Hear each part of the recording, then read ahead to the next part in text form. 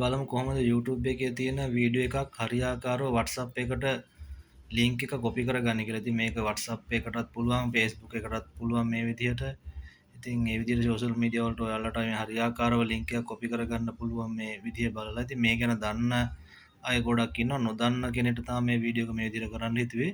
ඉතින් අපි වැඩි කතා නැතුව යමු කොහොමද මේ වැඩේ කරගන්නේ කියලා බලන්න.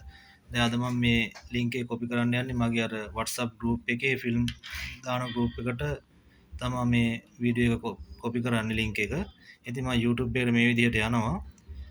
දැන් මට උවමනායක මම මෙතනින් සර්ච් කරගෙන තියෙන ට්‍රේලර් එක. ඉතින් මම මේක ඔහොම ක්ලික් කරගන්නවා. ක්ලික් කරගෙන ඉවරලා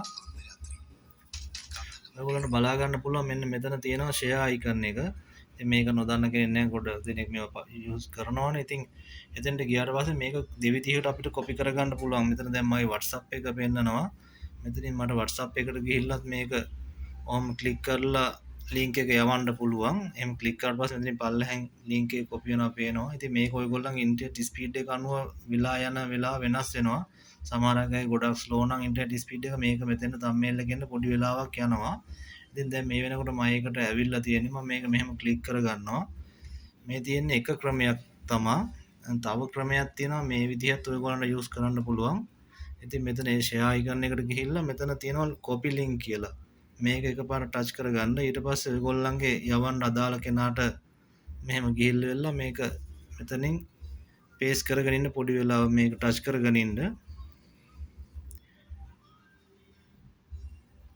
මෙහෙම ටච් කරගෙන හිටියට පස්සේ මෙතනින් එනවා paste කරන්න. ඉතින් ඒකත් එකපාරක් ක්ලික් කරන්න. ඊට පස්සේ මේ විදිහට load වෙනවා. load වෙලා thumbnail එක මෙතනින් පෙන්නනවා. ඒ පෙන්නනකම් ඔයගොල්ලෝ මෙතනින් යවන්න එපා. යවුවොත් වෙන්නේ මේ thumbnail එක පෙන්නන්නේ නැහැ. නිකම්ම link එක යනවා. එතකොට ගැටලුව වෙවිලා ඔයාට යවුවේ මොනවද කියලා ඔයාටම බලා ගන්නත් බෑ. අනිත් පැත්තේ කෙනාටත් මොකද්ද මේ වෙලා තියෙන්නේ කියලා එකපාර බලා ගන්න විදිහක් නැහැ. ඉතින් ඒකින්ද මේ විදිහට link එක copy කරගන්න. copy කරාට පස්සේ මෙතනින් thumbnail එක වැටුණාට පස්සේ ඔයගොල්ලෝ මේ මෙතන එකපාර ක්ලික් කරගන්න. ඒක පොඩි වෙලාවක් තියලා ක්ලික් කරගත්තාම ඔයගොල්ලන්ට කිසි ගැටලුවක් නැහැ. thumbnail එක ඔය විදිහටම පේනවා. ඉතින් මේක තමයි අද ගේන ඕන වීඩියෝ එක. ඉතින් මේ විදිහට ඔයගොල්ලන්ටත් try කරන්න පුළුවන්.